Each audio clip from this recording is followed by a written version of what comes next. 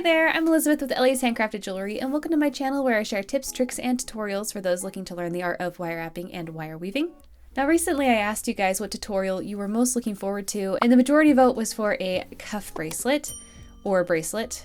But I did see a comment down below that said that there were quite a few cuff bracelet tutorials out there already, and I went through some of my videos and realized that I indeed only had a cuff bracelet tutorial. So, in this video, I'm going to be showing you how to create more of a swirly woven link bracelet using 3 gauges of wire and your favorite beads. It's very similar to an infinity symbol, so I thought that it was kind of cool that way. And of course, you can follow along at your own pace by using chapters of this video and adjusting the video speed. You can also find all of the tools and materials that needed for this tutorial down in the description, as well as some of the links as to where to find them. And a huge thank you to Kazdance for sponsoring this video. More about them after the tutorial. Now let's jump in. Alright, so for tools and materials, you're going to need chain nose pliers, round nose pliers. You're also going to need some flesh cutters. And you'll need a dowel or some kind of colored pencil, something around 6 millimeters around, a Sharpie. Of course, you'll also need a ruler. And as far as materials for the project, you're going to need some 18 gauge wire. You're also going to need some 28 gauge round weaving wire. And of course, you'll need beads of your choice. And you'll need some 22 or 20 gauge wire as well for the beads, depending on the size of the hole in the bead. Now the first step is to measure the wire. So I'm laying my 18 gauge wire here, and I'm going to be cutting it at 5 inches. Using my flesh cutters here.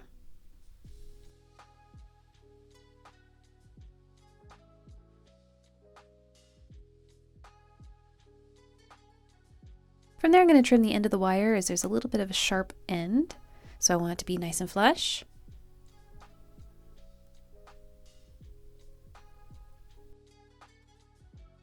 Then I'm going to grab my round nose pliers and create a swirl at one end.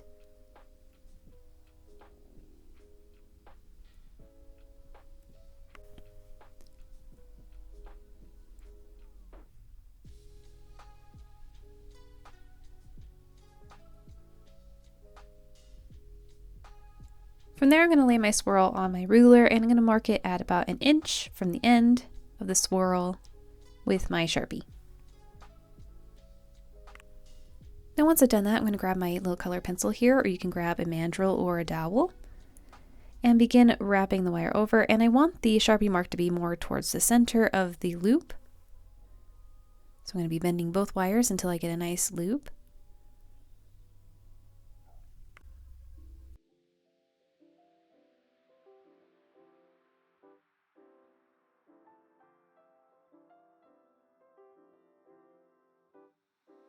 Now I'm going to place my pencil underneath the loop here and create another curve or another loop, this time going over top of the swirl and inside the other loop.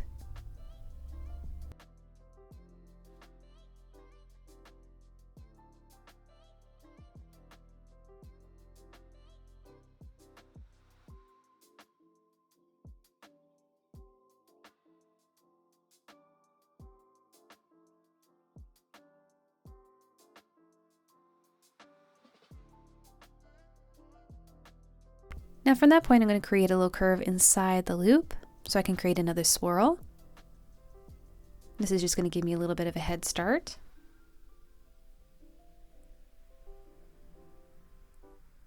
Once I get it to about here, I'm going to grab my flesh cutters and trim that off.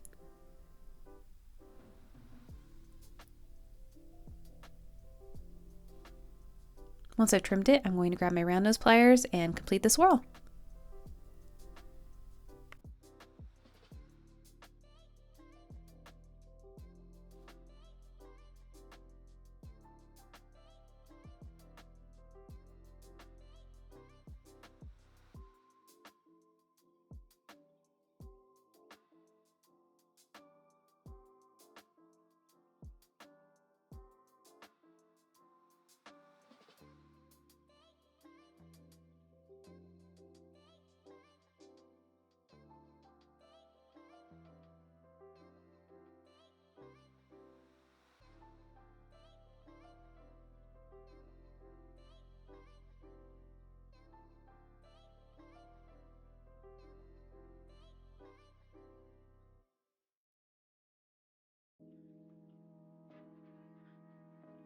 And as I continue making links, I'm just making sure that the swirls are alternating so that there's going to be this lovely pattern that oscillates between the different links. Now on to making the clasp. I'm going to grab my round nose pliers after creating a flush cut and create a swirl just like before.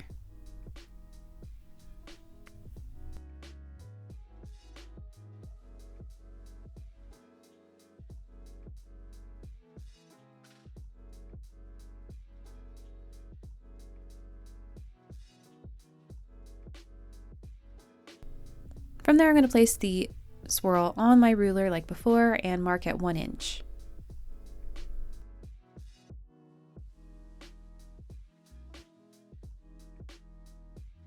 After marking my wire, I'm grabbing my dowel or my colored pencil here and bending it over like so, creating another loop just like the previous link.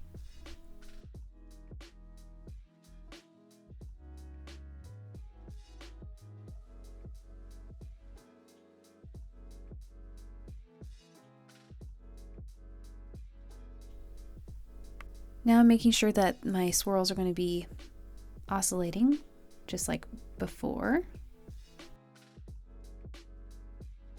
So I'm going to grab my colored pencil here again, place it underneath the swirl, and loop it over top just like with the link before it.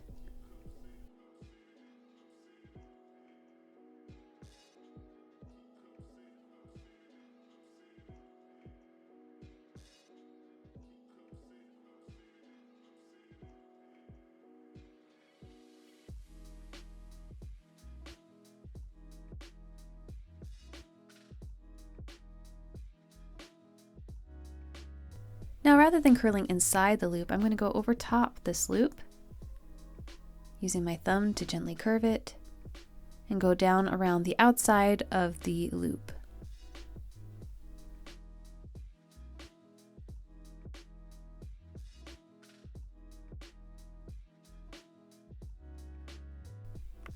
From there, I'm curving it outward to create my little hook clasp. And once I get it to where I want it, I'll grab my flush cutters and trim off the excess. And if you have a file or some sandpaper, you can gently buff that out in case there's a sharp end, but for me, it looks pretty good.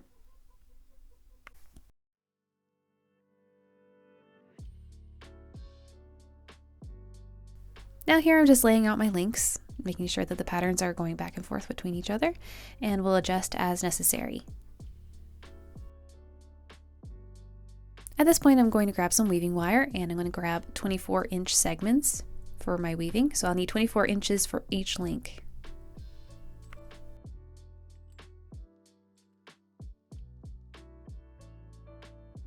From there, I'm going to bend my weaving wire in half, so about 12 inches on either side.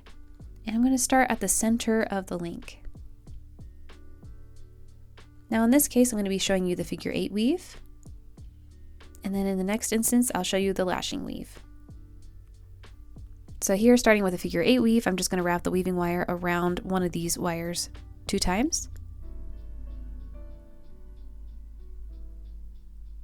Then bring the wire in between those 2 wires.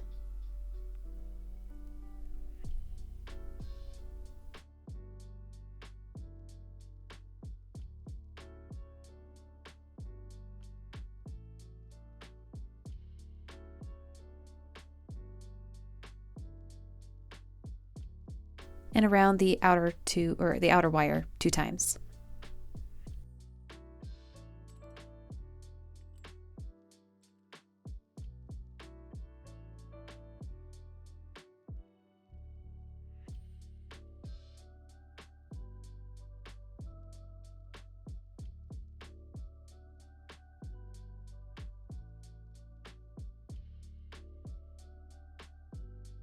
And then I'll bring the wire back in between those 2 wires and wrap it around the swirl wire 2 times.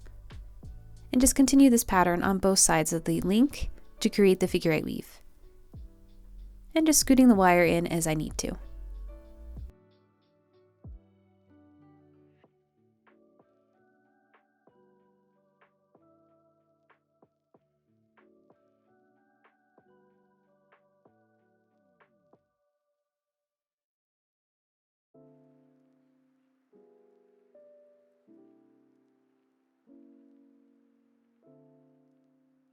here's the finished figure 8 weave.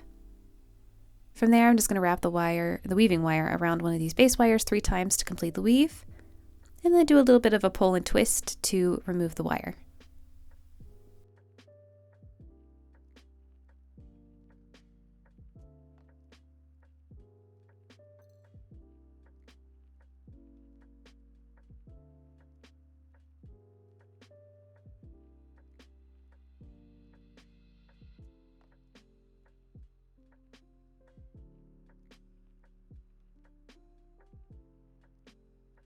Now on to the lashing weave. Like before, I'm folding the wire in half, so there'll be 24 inches on either side.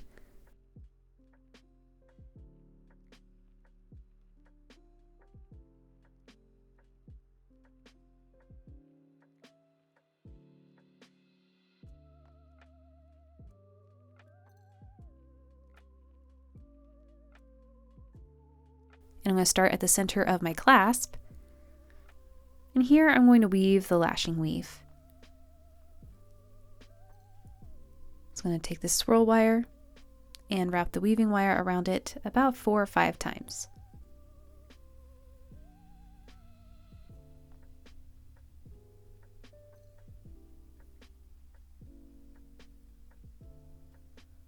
From there, I'll wrap the weaving wire around both wires 2 times.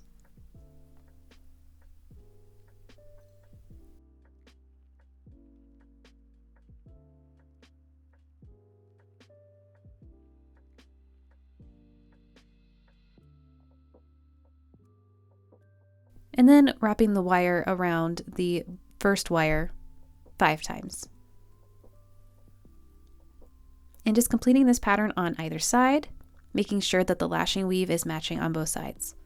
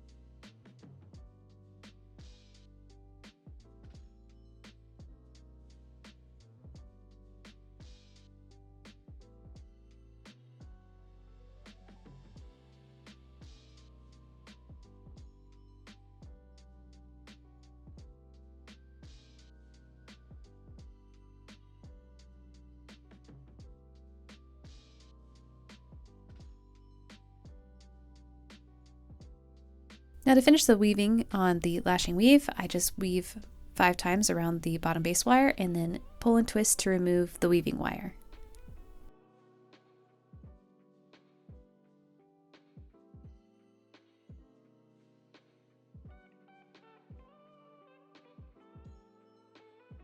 Now it's time to link all of these together, and I'm going to be using beaded links here. So I'm going to feed my bead onto my 22 gauge wire. And going down about probably 1.5 inches, I'm going to grab my roundness pliers and bend this over, then loop the wire over top, like so, making sure that there's about 1 inch of a tail piece. And then I'm going to feed my clasp through it and into that loop. Grab my chain nose pliers and I'm going to hold that in place while I wrap the 22 gauge wire around itself to secure the loop.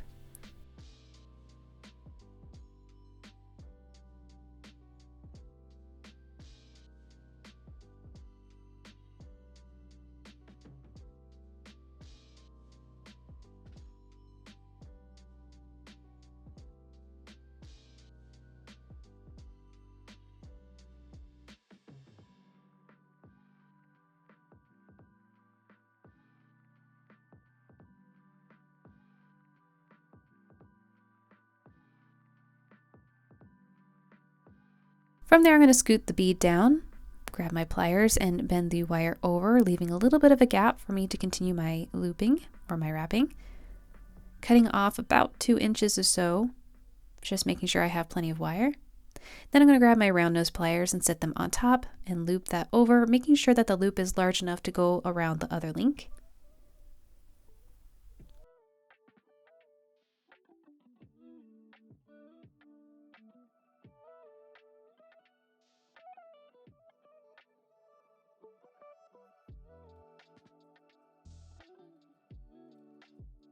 Once I've created my loop, I'm going to grab my link and feed it on, making sure that the pattern is still oscillating between the two.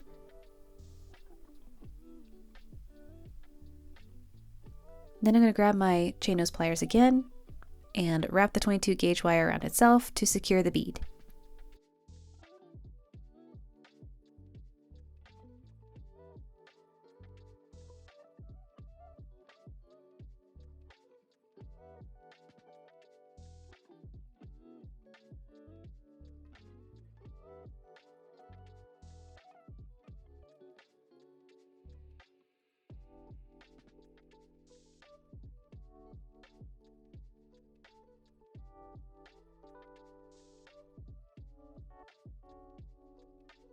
And then you just repeat this on all the other links until they're all there. And to create the ending clasp, I just made another beaded link and then made sure the loop was a little bit larger so it was easier to get the hook through. But here is how the finished piece should look.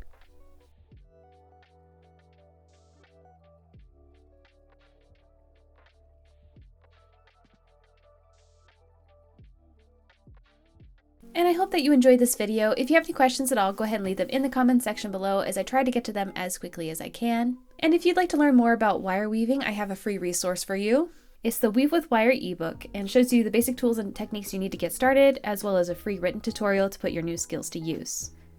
You can learn more about this amazing resource in the video description. And of course, this video wouldn't be possible without today's sponsor, Kazdan's. Kazdan's is an American stone seller and has some truly amazing stones, from highly polished cabochons to facets to beads. Whatever your project, Kazdan's is sure to have it. Plus they have a live auction where you can get some pretty incredible stones for awesome prices. Click the link below if you'd like to check out their stone collections. And until next time, happy weaving!